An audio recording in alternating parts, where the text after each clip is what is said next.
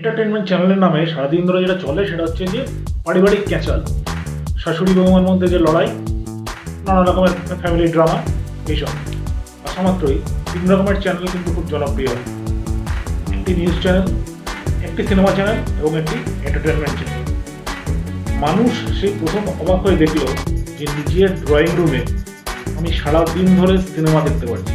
Cinema চ্যানেলের ওপর থেকে মানুষের মোহ কিছুদিনের মধ্যেই উঠে যায়। তার কারণ এক হচ্ছে এর বিজ্ঞাপন, অজস্র বিজ্ঞাপন, 15 মিনিট দেখানোর পরে 20 মিনিট বিজ্ঞাপন, এবং দ্বিতীয়ত হচ্ছে রিপিটেটিভ বই।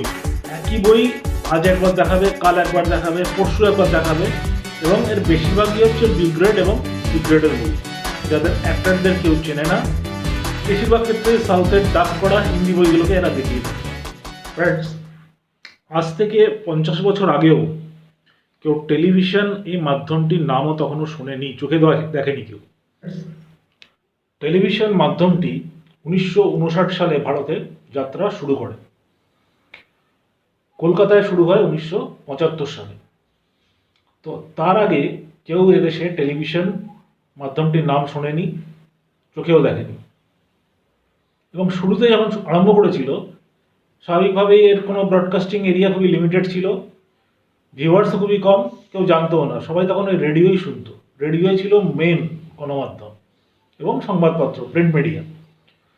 এরপর আস্তে আস্তে টেলিভিশন তার প্রচার বাড়াতে শুরু করে এবং তার এরিয়াও এক্সপ্যান্ড করে, লোকে আস্তে আস্তে পরিচিত হতে শুরু করে। কিন্তু তখনও সারা পাড়ার মধ্যে হয়তো একটি বাড়িতে টেলিভিশন থাকতো এবং সেই বাড়ির একটি বিশেষ কদর থাকতো, লোকে একটু সম্মানের চোখে দেখতো, এর বাড়ি টেলিভিশন চলে, পাড়ার লোক ভিড় করে তার বাড়িতে দেখতে যেত।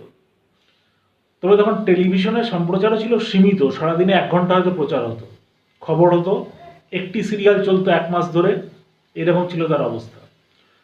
82 সালে যখন এশিয়ান গেমস হয় দিল্লিতে, তখন কালার সম্প্রচার শুরু হয়। এর আগে ছিল ব্ল্যাক অ্যান্ড হোয়াইট। কিন্তু তখনও এটা হু হু করে বাড়েনি, কিন্তু তখন লোকে জানতে শুরু করে। তার কারণ তখন এর বিক্রি বাটা শুরু হয়, দোকান খোলে বিক্রি করার জন্য, এবং সেই দোকান তার বাইরে সাজিয়ে রাখতো টেলিভিশন।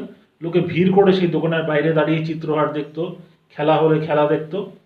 এইভাবে এটি আস্তে আস্তে পপুলার হতে শুরু করে এবং লোকের ড্রয়িং রুমে এর বিক্রি শুরু হয়, যাত্রা শুরু হয়।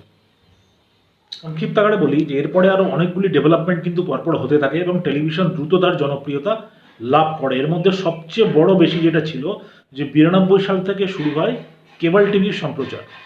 তখন একাধিক চ্যানেল সেই সময় পরপর খুলতে শুরু করে, যে বড় বড় যে গ্রুপগুলি আজকে কাজ করে, সোনি গ্রুপ, জি গ্রুপ, এরা আসতে শুরু করে এবং এরা একের পর এক চ্যানেল সে সময় ইন্ট্রোডিউস করে। এই চ্যানেলগুলির মধ্যে মুখ্যত 3 ধরনের চ্যানেল খুব পপুলার হয়ে ওঠে।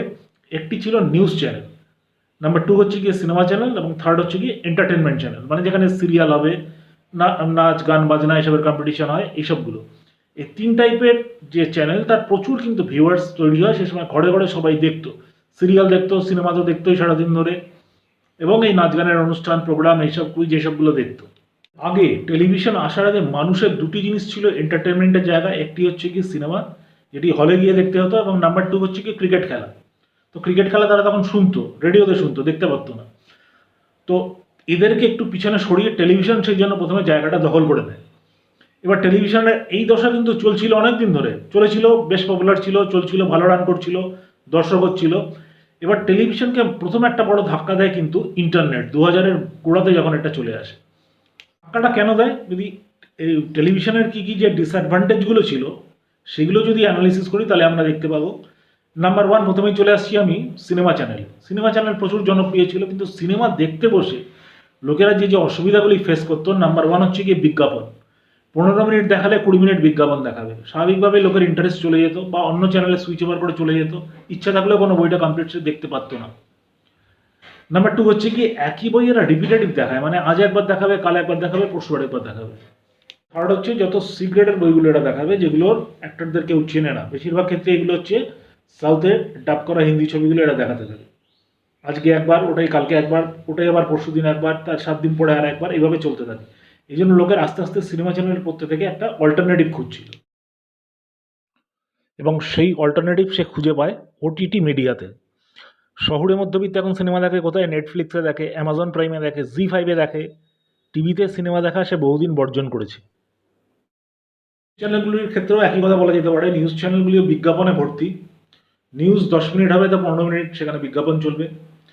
এবং আরেকটি বড় অভিযোগ যেখানে আসতে থাকে সেটি হচ্ছে কি নিউজ চ্যানেলগুলো বায়াসড হয়, পলিটিক্যালি বায়াসড। অর্থাৎ একটা চ্যানেল কোনো একটি পার্টিকুলার দলের সঙ্গে এদের টিকি বাঁধা আছে, আরেকটি চ্যানেলের তার উল্টো দিকের যে দল তার সঙ্গে টিকি বাঁধা আছে। কাজে প্রত্যেকটি চ্যানেল তার পছন্দ মতো তার পলিটিক্যাল ভিউ থেকে খবর দেখাবে, যেটা সাধারণ লোক বুঝতে পারতো, কিছুদিন পরে বিরক্ত হতো, কিন্তু বুঝেও কিছু করার নেই, তাকে সেই চ্যানেলটি দেখতে হবে। সেটা চ্যানেলে বিশ্বাস করো লোকজন সেই আজবহুল লড়াই দেখে দেখে বিরক্ত হয়ে গেছিল, তারা সামথিং কিছু নিউ একটা খুঁজছিল। তো এই সময় ইন্টারনেট আসার সুবিধাটা কী হলো, ইন্টারনেট কিন্তু দ্বিমুখী এন্টারটেনমেন্ট করে। অর্থাৎ আপনি শুধু দেখছেন না, আপনি সেখানে পার্টিসিপেট করতে পারেন, আপনি সেখানে কমেন্ট জানাতে পারেন, আপনি সেখানে লাইক করতে পারেন, সেটি আবার শেয়ার করতে পারেন। সিনেমা আপনি সিনেমা হলে গিয়ে দেখছেন বা চ্যানেলে বসে আপনি দেখছেন, এখানে শুধু আপনার দেখাই কাজ, আপনি এখানে পার্টিসিপেট করতে পারছেন না। কিন্তু আপনি সেই জিনিসটা যখন ইউটিউবে বসে দেখছেন, সেই সিনেমাই দেখছেন, আপনি দেখে সেটা লাইক করবেন, তার কমেন্ট করবেন, অন্য যারা কমেন্ট করছে তার কমেন্টের পর কমেন্ট করতে পারেন, লাইক করতে পারেন, অর্থাৎ আপনিও এখানে একটা পার্টিসিপেট করতে পারছেন। এটা একটা বড় অ্যাডভান্টেজ কিন্তু ইন্টারনেটের। আর নাম্বার 2 হচ্ছে, যেমন আমি বললাম নিউজ চ্যানেলে প্রচুর চ্যানেল খুলে গেছিলো নিউজের, এখনও খুলছে। বিশেষ করে যারা বড় বড় সাংবাদিক তারা সবাই নিজের একটা চ্যানেল খুলে রেখেছেন এবং তাদের ভিউ যেটা তারা দর্শকরা সরাসরি কিন্তু ঘরে বসে পাচ্ছে। এর মাথার উপরে কিন্তু কোনো বস নেই, কোনো এডিটর নেই, কোনো পলিটিক্যাল দলের চাপ নেই। বড় যিনি সাংবাদিক তিনি তার মতো করে তার যেটা বক্তব্য তিনি ডাইরেক্ট বলছেন, আমরা শুনতে পাচ্ছি ঘরে বসে। এটা একটা বড় অ্যাডভান্টেজ। এবং সেখানে আপনি আপনার কমেন্ট তাকে জানাতে পারছেন, তিনি আবার আপনাকে রিপ্লাই দিচ্ছেন। এটা একটা বড় স্যাটিসফ্যাকশন কিন্তু দর্শকদের কাছে। এই চ্যানেল সুবিধাগুলো কিন্তু এইসব আপনার চ্যানেলের মধ্যে আমরা পেতাম না, মানে যেটা টিভি চ্যানেলে আমরা পেতাম না। এই জন্য ইন্টারনেট কিন্তু প্রচুর জনপ্রিয় হয়, কারণ এখানে দ্বিমুখী রিক্রিয়েশনটা হচ্ছে। শুধু দেখছে না, যারা দেখছে যে কোনো জিনিসই সে তার ওপর তার রিয়াকশান দিচ্ছে, কমেন্ট, শেয়ার, লাইক, সাবস্ক্রাইব এসব তারা করছে। এরপরে আরও একটা বড় জিনিস আছে এন্টারটেনমেন্টে, যে এবার তারা নিজেরাও পার্টিসিপেট করতে পারছে। কীরকম? যেমন ইউটিউবে এলো ভিডিও বানানোর যুগ। এবার সাধারণ করে রামশ্যাম যদুমধু তারাও এখন ইউটিউবে ভিডিও বানাচ্ছে, ফেসবুকে রিলস বানাচ্ছে এবং বানিয়ে বিপুল পরিমাণ অর্থ উপার্জন করতে পারছে। অর্থাৎ এন্টারটেনমেন্টটা শুধু আর একমুখী এন্টারটেনমেন্টের মধ্যে এখন সীমাবদ্ধ নয়, এটা এখন দুমুখী এন্টারটেনমেন্ট তো আছে, তার একটা প্রফেশন হয়ে গেছে এখন। নেক্সট আসছে সিরিয়ালে। এখন সিরিয়ালের নামে যে জিনিসটা হয় সেটা হচ্ছে পিওর একটি পারিবারিক ক্যাঁচাল। শাশুড়ি বৌমার মধ্যে ঝগড়া, পরিবারের সকলে মিলে খালি ষড়যন্ত্র আসছে, কে কাকে কতখানি প্যাঁচে ফেলবে, কে কাকে বাঁচ দেবে, ফ্যামিলিটা কী করে ভেঙে তছনছ হবে, তার জন্য একটা মহড়া সবসময় চলছে। রয়েছে কেউ বাজার করতে যাবে, কেউ মাল্টিপ্লেক্সে চললো, কেউ জুয়েলারি কিনলো, কেউ গাড়ি কিনবে, এই নিয়ে বিশাল আলোচনা। মানে কিছু একটা যেন হচ্ছে স্ক্রিনের ওপরে, সামথিং কিছু নড়ে চড়ে বেড়াচ্ছে, কিছু একটা হচ্ছে। এর নামই হচ্ছে সিরিয়াল, মেগা সিরিয়াল। এখন বাঙালি এগুলো দেখে দেখে কিন্তু বিরক্ত, এগুলোকে বর্জন করেছে, দেখে না। এখন আপনি সন্ধ্যের পরে খুব কম ঘরেই দেখবেন এখন সিরিয়াল চলে, খুব কম ঘরেই দেখবেন সন্ধ্যের পরে পারিবারিক সিরিয়ালগুলি চলছে, বা ওই রাজনৈতিক আলোচনা যেগুলো হতো আগে, তর্ক বিতর্ক, খুব কম লোকই এখন শুনে। প্রশ্ন হচ্ছে এগুলো এখন চলে কোথায়? কেউ তো দেখে, কিছু তো চলে। এখন মেনলি যে জিনিসটা এখন চলে টেলিভিশন চ্যানেল, সেগুলো চলে দেখবেন দোকানে দোকানে, বাজারে, মূলত খাবার দোকান যেগুলি, রেস্টুরেন্ট, হোটেল, মিষ্টির দোকান, এইসব জায়গায় চলে। কর্মচারীরা কাজ করতে করতে খানিকক্ষণ তাকিয়ে দেখে, রিফ্রেশ হয়। কাস্টমাররাও হয়তো কেউ কেউ দেখে খেতে খেতে। এইসব জায়গায় এই টেলিভিশনের এখনও মোটামুটি চলে, কদর আছে। দেখে কিনা জানি না, তবে চলে। আপনারাও দেখবেন, আপনার শহরেও দেখে থাকবেন।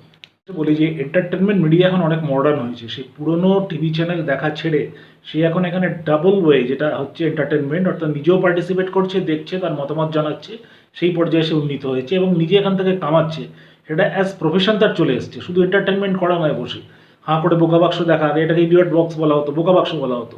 যা দেখাচ্ছে, যা গেলাবে আপনাকে তাই গিলতে হবে। কিন্তু এখন সে সেটা গেলে না, সে এখন তার পছন্দ মতো জিনিসটা দেখছে, সে পছন্দ মতো জিনিসে পার্টিসিপেট করছে, তার মতামত জানায় এবং এখান থেকে সে একটা হ্যান্ডসাম ইনকাম করছে। তার একটা প্রফেশনের রাস্তাও কিন্তু এটা এখন হয়ে গেছে।